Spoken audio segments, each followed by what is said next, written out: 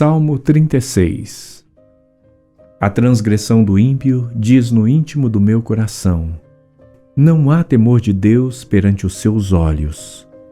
Porque em seus olhos se lisonjeia, até que a sua iniquidade se descubra ser detestável. As palavras da sua boca são malícia e engano. Deixou de entender e de fazer o bem. Projeta a malícia na sua cama. Põe-se no caminho que não é bom. Não aborrece o mal. A tua misericórdia, Senhor, está nos céus, e a tua fidelidade chega até as mais excelsas nuvens.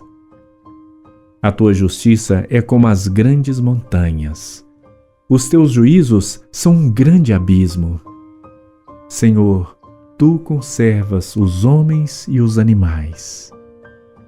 Quão preciosa é, ó Deus, a tua benignidade, pelo que os filhos dos homens se abrigam à sombra das tuas asas.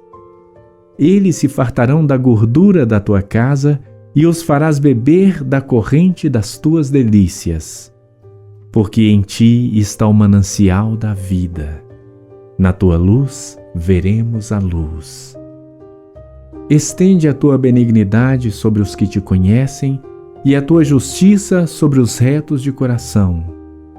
Não venha sobre mim o pé dos soberbos e não me mova a mão dos ímpios.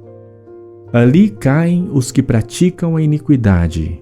Cairão e não se poderão levantar.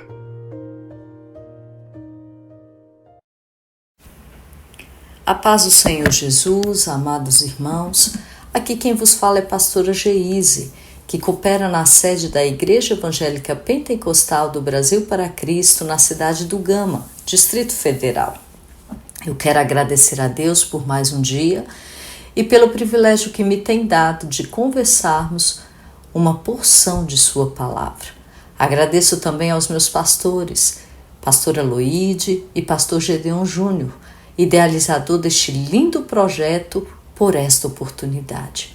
E em continuidade ao livro de Salmos, hoje conversaremos o Salmo 36.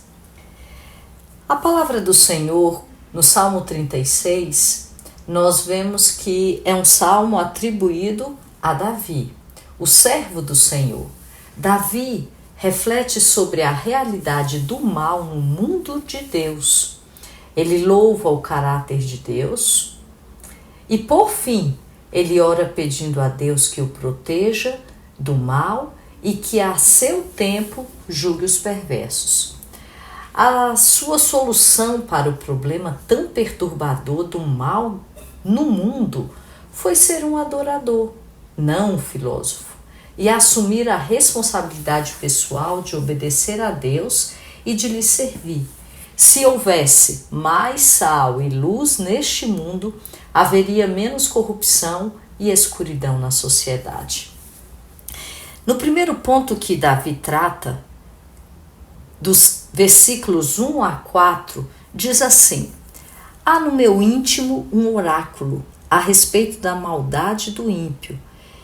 Aos seus olhos é inútil temer a Deus. Ele se acha tão importante que não percebe nem rejeita o seu pecado. As palavras da sua boca são maldosas e traiçoeiras. Abandonou o bom senso e não quer fazer o bem. Até na sua cama planeja a maldade. Nada há de bom no caminho a que se entregou, e ele nunca rejeita o mal. Nós vemos aqui a corrupção do coração humano. Nas escrituras, um oráculo, ele normalmente é um pronunciamento feito com autoridade, conferida pelo Senhor.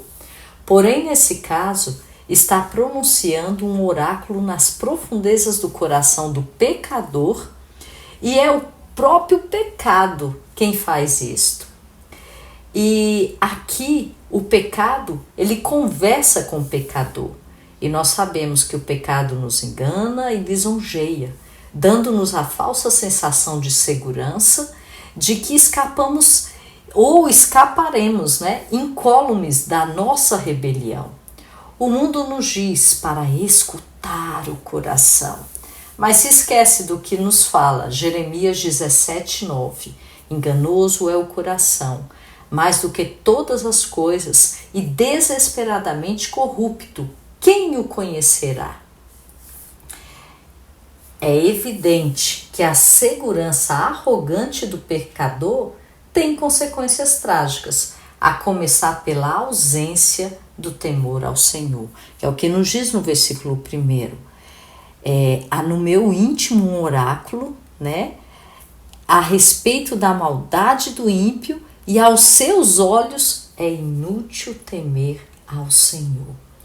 Quando não tememos ao Senhor, lisonjeamos a nós mesmos, o que por sua vez nos dá ainda mais segurança para pecar. Não vemos com os olhos de Deus e ficamos cegos para os nossos próprios pecados e para aquilo que podem fazer conosco. As pessoas, no texto que nós lemos, versículo 2, eles não detestam o pecado, nem desprezam, nem o rejeitam. Antes, eles têm prazer em praticar.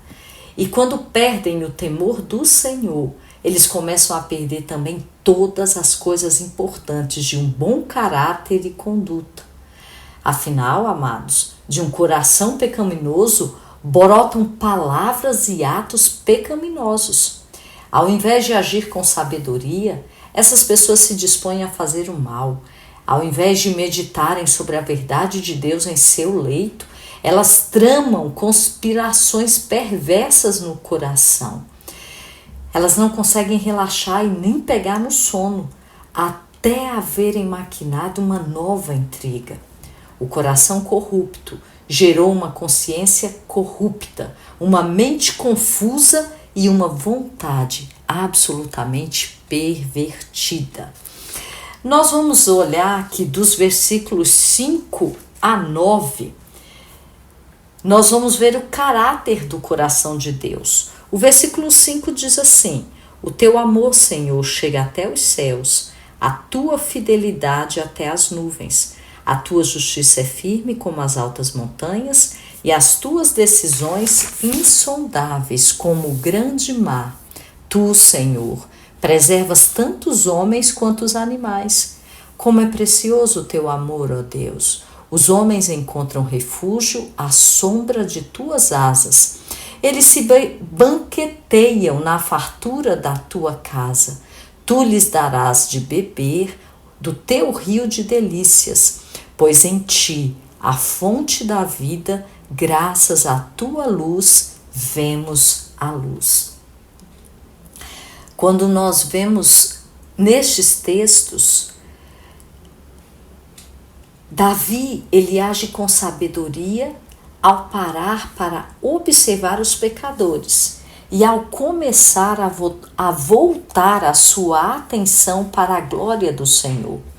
O conhecimento do caráter de Deus é essencial para uma vida cristã equilibrada. E estes 5 versículos constituem uma teologia sistemática resumida. Em algumas versões, o termo misericórdia é traduzido por benignidade ou amor.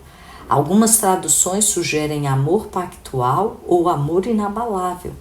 A misericórdia e a fidelidade aparecem lado a lado com frequência, sendo que o mesmo acontece com a retidão e a justiça.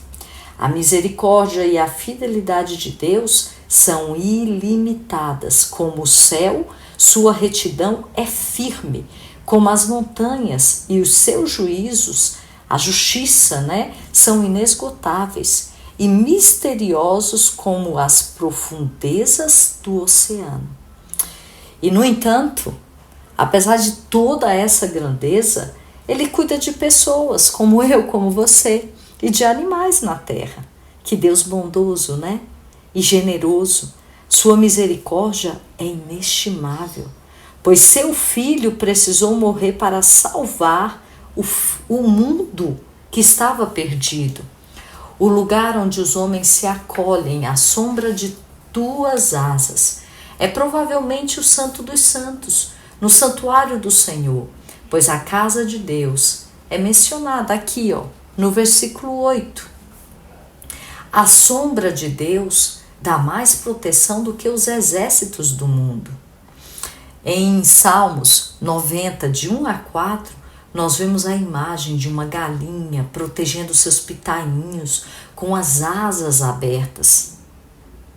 E a palavra do Senhor também nos diz: aquele que habita no esconderijo do Altíssimo, à sombra do Onipotente descansará.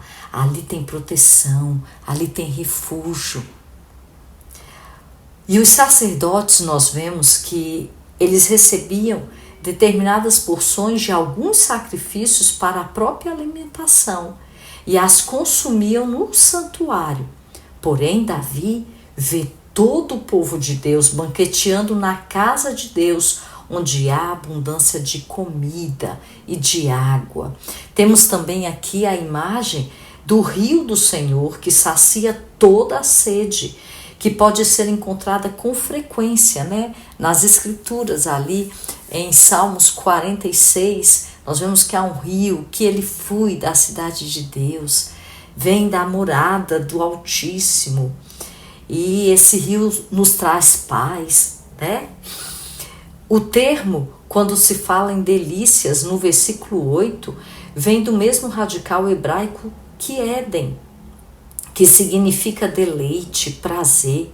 O homem, ele pecou, ele foi expulso do jardim, mas pela fé em Cristo, nós temos acesso à presença de Deus e podemos nos deleitar com suas bênçãos.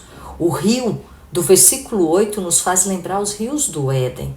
A vida e a luz, elas andam juntas e ambas vêm do Senhor. Enquanto os perversos alimentam-se de lisonjas, mas o justo se alimenta das ricas bênçãos do Senhor. E nos versículos de 10 a 12, que diz assim: estende o teu temor aos que te conhecem, a tua justiça aos que são retos de coração. Não permitas que o arrogante me pisoteie, nem que a mão do ímpio me faça recuar. Lá estão os malfeitores caídos, lançados ao chão e incapazes de levantar-se. A expectativa aqui é o quê? A convicção do coração daquele que crê. Que grande privilégio ser filhos de Deus. Nós descansamos em segurança sobre suas asas. Banqueteamo-nos alegremente à sua mesa. Bebemos abundantemente dos seus rios e caminhamos com confiança em sua luz diante destas bênçãos. Davi, ele ora ao Senhor para que continue abençoando o seu povo e para que um dia ele julgue os perversos. Deus continuará a nos abençoar se o amarmos, se o conhecermos melhor e caminharmos em obediência dentro da sua vontade. Davi sabia que o inimigo é ardiloso e, portanto, o rei não se permite confiar demais em si mesmo, mas ele ora ao Senhor pedindo que o proteja das mãos e dos pés dos seus adversários. Ele não quer ser derrubado, pisoteado e forçado a deixar a sua própria terra. Pela fé, Davi olha para o futuro e vê os inimigos do Senhor completamente derrotados. E com essa convicção em seu coração, ele continua a servir ao Senhor. Façamos como Davi, continuemos servindo ao Senhor, olhando para o Senhor e confiando no Senhor. Que o Senhor vos abençoe, nos abençoe neste dia e permitindo o Senhor, até amanhã. A paz do Senhor.